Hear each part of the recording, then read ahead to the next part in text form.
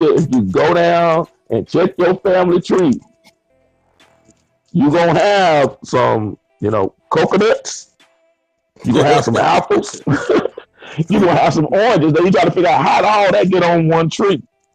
And I'll say this: that if you have one relative that equates to your pinky toe being someone that does not look like you currently, I'll be doggone if I'm gonna cut my pinky toe off just to satisfy a group of people.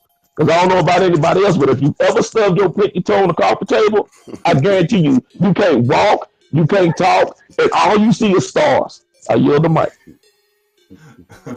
That's a fact. Facts. You can cut my pinky toe off.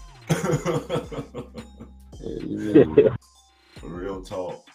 I mean, my take on it, I've always summed it up simple as if there was anybody before the moment that you would conceive that got that application to pick and choose what sex, what nationality, whatever construct you want to identify yourself as, whoever had that application before they was conceived, please let me know, show it to me, because in my time, I just realized I'm not, why won't they say just realize? Over time, I've realized it's my time fighting over something I have no control over. I had no control over who I was going to be, who I was going to be born to, where I was going to be born. And true indeed, there were things that were done before my time that may have influenced the outcome to what it is today. But by no means I'm going to let that restrain me and keep me in a box or limit me on what I can do. Because I'm going to say it again, to me personally, it's just all another social construct to make you believe you can't achieve or can't do something to stop us from going back to where we was.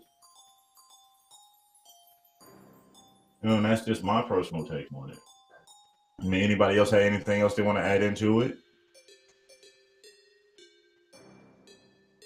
No, I like that. Yeah, that's good. you said who was gonna be your mama?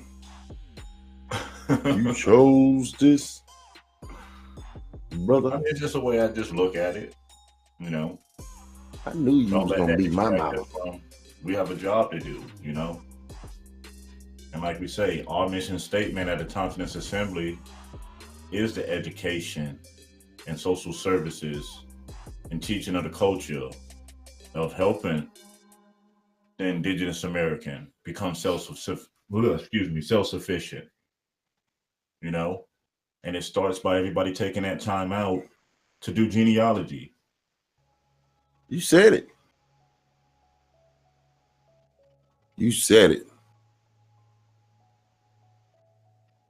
Can't let it hold you back.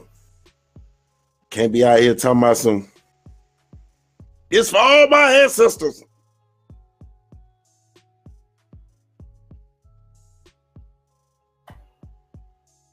I mean, on that note for the night, we say we're going to basically do a little hour build on it real quick.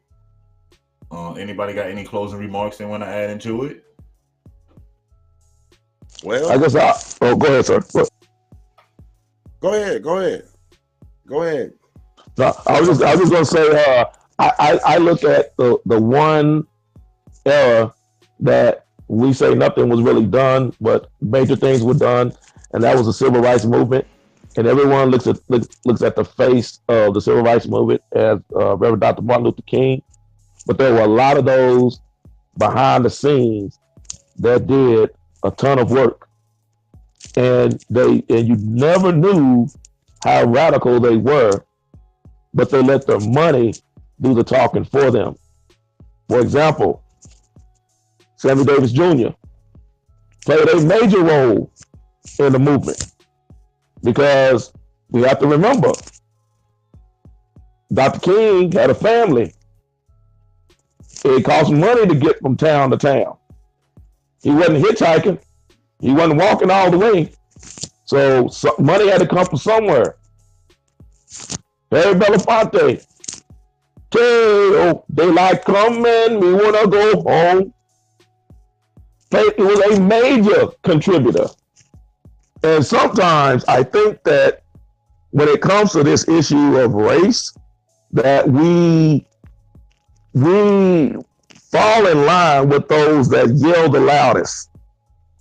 And especially in this community. If you yell the loudest, then you're getting the most done.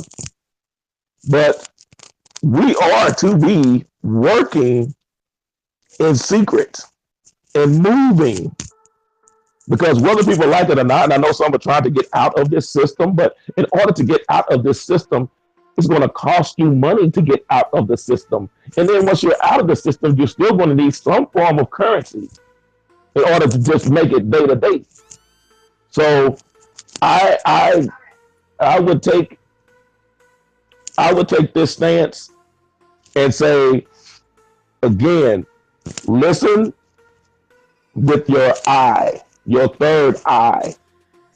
Don't look at your physical eye. Don't see with your physical eye. And the reason why I say this, and I'm going to yield the mic, that when it comes to getting scammed, I've been scammed by, well, no, I'll say this way, let me rephrase it. Those that look like me have attempted to scam me more than people that don't look like me. And I'm just talking about in this community. With that, that's because they want your business. All right, there you go. And that's what I say. And when we understand that the conflict is, if you double the population and put people in less than half the space, and then you give them a quarter of the resources, I don't care what social construct you fall into, whatever category, there will be conflict. It can't help but be conflict. If we are people that are of the land and we walk the land, and all of a sudden you pack me in to a project like in Chicago or up in New York, and then you expect me not to be violent, doesn't work like that. So no matter who you are or where you are, that a lot of conflict comes when you're in close proximity to one another. So let's keep that in mind and know that this is, again, we hear it all the time, but I'll say this and I'm gonna yield the mic, that this is chess and not checkers. I yield the mic. Valid points. Anybody else? No. He killed it. Oh, sorry. Did. Oh, would you say copy Indio? I'm sorry. I know cutting you off. No, I was just saying he did kill it. And you know what? Matter of fact, you know, we use the chess analogy every so often, and we are definitely distracted with checkers when we need to start playing chess. And part of where we're going with this analysis of race is why do we need to be divided? Why do we need to be in competition with each other? Because as long as we're in competition with each other, we won't worry about the people, and it's a small group of them, it's not a lot of them, the people that actually are benefiting from our competition. They are the people who get enriched regardless of how much or how little money we ever make. Okay, and so we need to be careful, and we need to be watchful of the people that's telling you to hate your neighbors, that's telling you to be suspicious of your neighbors because they don't look like you, because they don't look like they're part of your tribe, because the people down the street that look just like you are probably plotting to do bad things to you, you know, but we foolishly take this stance that, well, because people look like me, then I can trust them. And that couldn't be further from the truth. So we have to understand this. And we have to understand that your neighbor, because his skin may be paler than yours, okay, because her hair may be straighter than yours, is not your enemy. Not necessarily. I mean, if you talk to this person, interact with this person, and you find out that is the case, then so be it. But by and large, we can't go under the assumption that these people are our enemies. So we have to be mindful of this, and we have to be suspicious, like I said, of any group of people telling you to discriminate against people based on how they look. This is the tool of the colonizer. This is the tool of the oppressor and the people that benefit from your oppression, from your poverty, from your chaos. That is their order. You can't play that game like that. You have to find out who you are, because part of their order is in your disorder, not just in your poverty, your destitution, your oppression, but also your lack of memory, your identity crisis. They live for that. They benefit from that. So you have to find out who you are. You have to find out who your real family is. And by family, I mean by as extension, your tribe and your nation and so on and so forth. But also, you have to understand the people, whether they look like you or not, that are your friends, that do have common interests with you, that can do business with you. Think of how many of us haven't started businesses and can't do business because we're so worried about people getting over on us. But if you align yourself with people who have similar interests, you can do business with those people, deal with those people. So we shouldn't be as closed-minded as to see things strictly on race, because that is the tool used against us. And with that, I'll yield. Good points. Good points. Anybody else got anything they want to add to it? We'll be on at 6 in the morning, from 6 to 10. Don't miss that cab. That's right. So on that note, Left behind. I guess this. Oh, sorry, Copper. What you were saying? No, I said that's right. Don't get left behind.